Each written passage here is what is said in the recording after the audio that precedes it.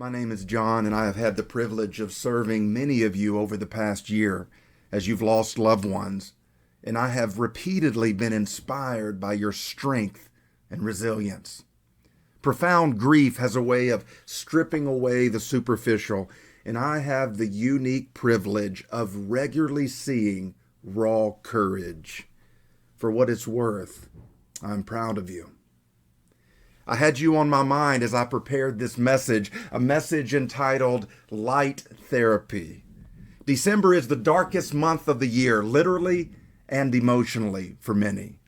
But it also contains more light than any other month of the year. Extra light is offered as a way of offsetting the extra darkness. There is extra light everywhere we look in December. Tiny lights that are in every home, everywhere you look, there are specks of light.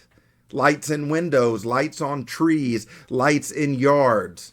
One little light seems pretty insignificant, but when there are 1,000 little lights, 100,000 little lights, there is profound potential for significant illumination.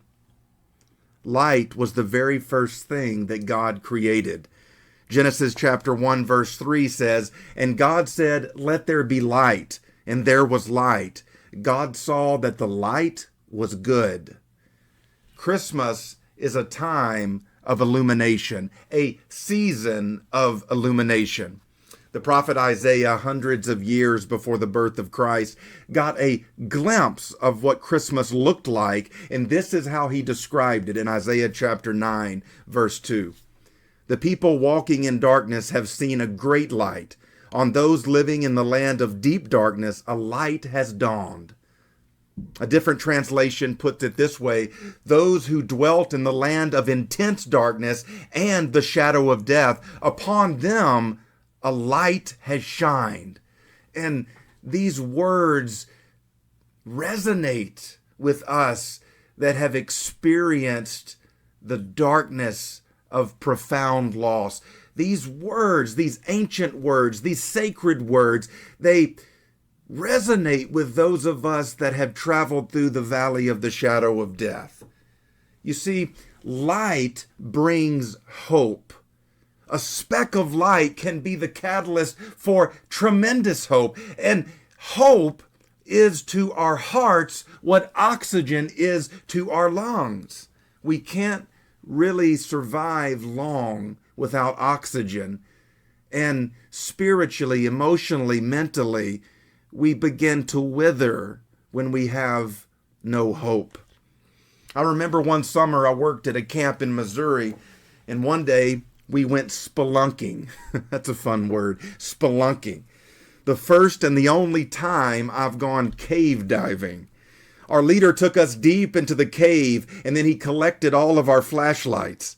He turned off his light, and we sat in the deepest darkness I've ever experienced. It was cold, it was wet, it was dark, and here's what happened. I'll never forget it. That deep darkness sparked fear in my heart. I knew that our leader was right there. I knew that in just a few moments he was going to turn on the light, but that did not prevent this darkness from having its effect in my heart. I was afraid. The lack of light made me anxious and afraid. When he turned his light back on, it immediately brought relief to my mind. It brought relief to my heart that overwhelmed the fear. And it was a powerful lesson on the effects of darkness and the effects of light on us emotionally and mentally. Christmas is a season of illumination, but we can choose to avoid the lights if we really want to. We can live on the edge of the light. We can live on the threshold of hope. I've realized in recent years that I have what is called seasonal affective disorder. And it's called sad for a reason. The first few winters, I didn't realize what was happening. My mental health tanked in January and February, and it finally dawned on me that what was happening around me was having a serious effect on my mental health. The season I was in was directly impacting my mood, how I felt, my mental health. And once I realized what was happening, I've started being proactive in trying to offset the effects of the season. I do light therapy, which means I sit in front of a light that simulates sunshine. I like that phrase, light therapy. That's what I've entitled this talk, light therapy. I think most of us need a little light therapy. It's not just our bodies that need vitamin D. It's our hearts that crave love. It's our souls that need hope. Here's the thing. I have to make a decision to place my life in front of the light in order to receive its benefits. And a little bit of light goes a long way, especially during seasons of extreme darkness. Literal darkness, but also mental and emotional darkness. When we experience profound loss, when we experience unimaginable loss, it really forces us into this season of emotional winter, of mental winter, of darkness, this valley that we travel through. It's customary for many churches to have candlelight services during the Christmas season, especially on Christmas Eve. And I've been a part of these services in the past, and there is something incredibly powerful about being in a dark room and then seeing the light begin to spread as one person leans over and lights the candle of the person beside them. And so we go from almost total darkness to you see a speck of light, and then you see 2 specks of light, and then 3, and then 10, and then there is this light, this illumination that happens, and it's a powerful experience. There's something very moving about seeing the darkness pushed back by something so small, something so simple, something so fragile. A tiny little light that can so easily be extinguished. But when we're close to others, close enough to lean in so that our candle can be reignited,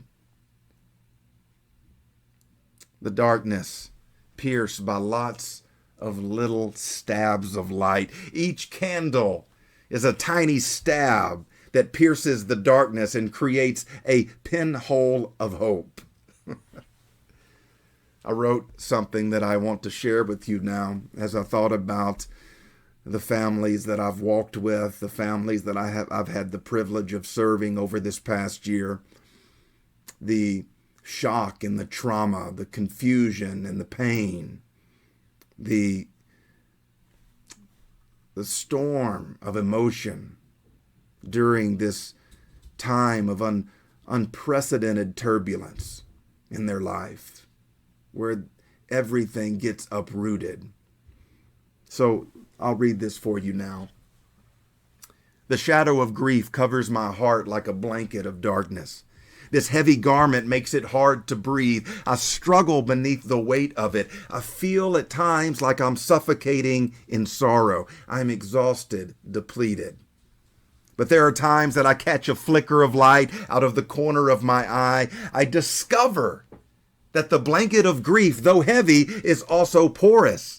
When I look closely, I can see through it, like peering through a keyhole into another room, into another reality. I discover that there is light shining somewhere on the other side of the shadow.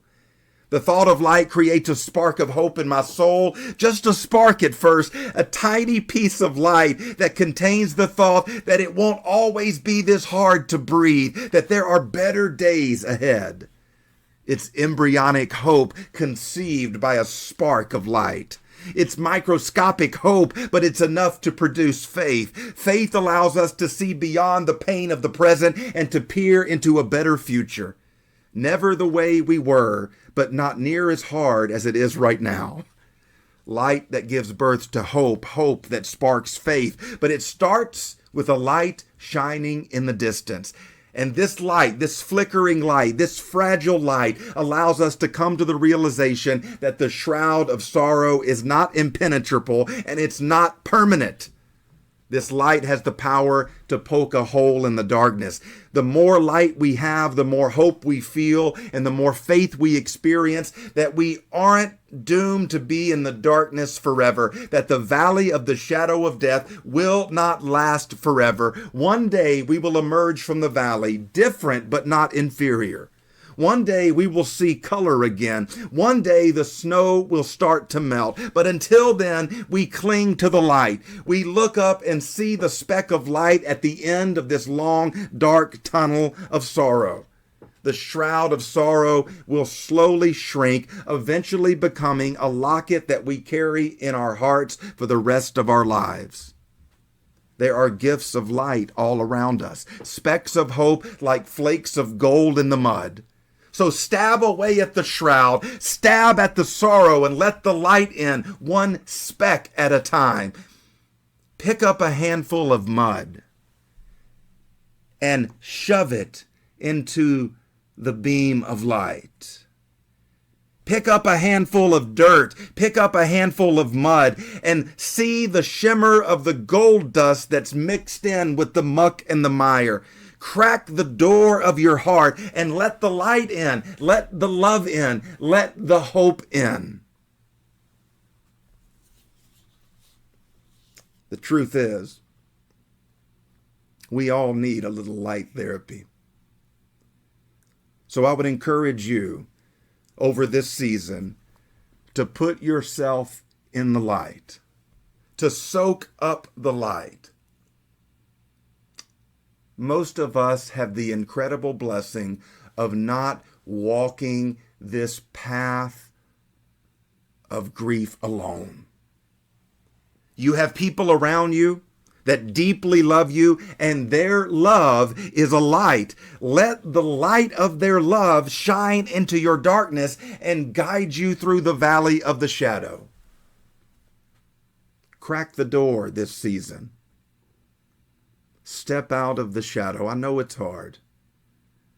I know that you have to force yourself to interact with other people, where you feel so holistically depleted, physically, emotionally, mentally, spiritually. You feel so exhausted that the thought of going out and interacting, of engaging with other people, drains what little energy you have left. But in order to receive the benefit of the light, I have to place myself in front of it. There are gifts of light all around us, but these gifts have to be received. These gifts have to be opened. And I hope over this season, you will not deny other people the privilege of downloading some hope into your life, of shining their love into your life. But in order for us to reap the benefit, we have to place ourselves in proximity to the light of the love of other people. I pray that you will truly experience an extra portion of comfort this season. I pray for an extra portion of peace in your heart and in your home. I pray for the ember in your heart, though covered in ash, will start to glow again. And may this new year be filled with healing and wholeness, with love and joy. I pray God's favor over your life this season and in this new year. God bless you.